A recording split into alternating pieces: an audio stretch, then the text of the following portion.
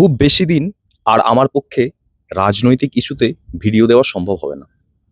সেটা আমার পেশাগত কারণই বলুন বা অন্য যে কোনো কারণ। তাই আজকে আপনাদের সামনে কিছু গুরুত্বপূর্ণ কথা বলবো, একটু মন দিয়ে শুনুন।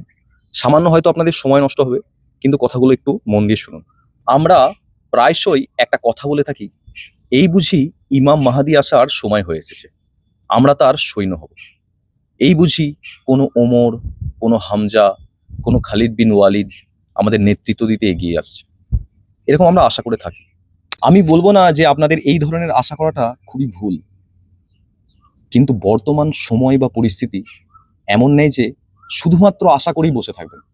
আর তাছাড়া আল্লাহ তো ওনার করুণা দিতে আমাদের মধ্যে কোনো কিছু কম করেননি। আমাদের হাত, পা, চোখ, কান, নাক সবই তো ঠিক আছে, এবং আমাদের বুদ্ধিও আছে যথেষ্ট। তাহলে এত কিছুর পর আমরা কি শুধু আশা করে বসে থাকবো? আর তাছাড়া আল্লাহ কি কোথাও বলেছেন যে তোমরা শুধু আশা করে বসে থাকো, আমি কোনো মাসিহা পাঠাবো আর এসে সে তোমাদের উদ্ধার করবে? এমন কি কোথাও বলা আছে? না ভাই, সেটা কিন্তু কোথাও বলা নেই। অর্থাৎ যা করার আমাদেরকেই করতে হবে।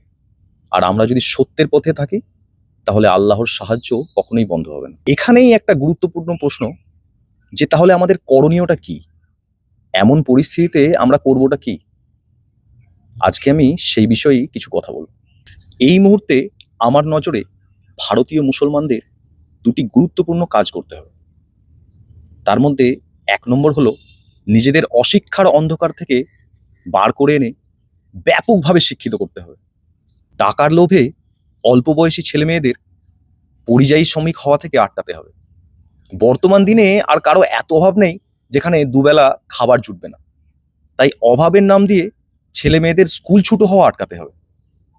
একটু চিন্তা করুন ভাই, একটা ছাত্র বা ছাত্রীকে যদি আপনি ঠিক সময়ে স্কুলে অ্যাডমিশন করান, তাহলে সে ২১-২২ বছরের মধ্যেই গ্র্যাজুয়েশন কমপ্লিট করে নেবে। তাহলে সে কি আর ওই বয়সে গিয়ে কোনো কাজের উপযুক্ত থাকবে না? নাকি ওই সেই ছেলেগুলোর থেকে সে অনেক বেশি এগিয়ে থাকবে যারা অল্প বয়সে পড়াশোনা ছেড়ে দিয়ে কোনো কাজের সাথে যুক্ত আছে? তাই ছেলেমেয়েরা যে কাজই করুক, চাকরি করতে হবে এমন কোনো মানে নেই। যে কাজই করুক, সে হয় ম্যাথরের কাজ করুক, খড় বিক্রি করুক, বিজনেস করুক বা অন্য যাবতীয় যা কিছু কাজ, কিন্তু সে সেটা শিক্ষিত হয়ে, উপযুক্ত হয়ে করুক। তাই ভাই, শর্টকাট পদ্ধতিতে বাড়ি, গাড়ি, বিলাসিতার স্বপ্ন ছেড়ে ছেলেমেয়েদের শিক্ষিত করুক। আপনার কি মনে হয়, আপনার ওই অল্প বয়সী ছেলেটা যে পরিযায়ী শ্রমিকের কাজ করে অল্প বয়সে কিছু টাকা ইনকাম করে মাচায় বসে বিড়িতে টান দিচ্ছে, সে কি পরবর্তীতে গিয়ে ইমাম মাহাদির সৈন্য হবে?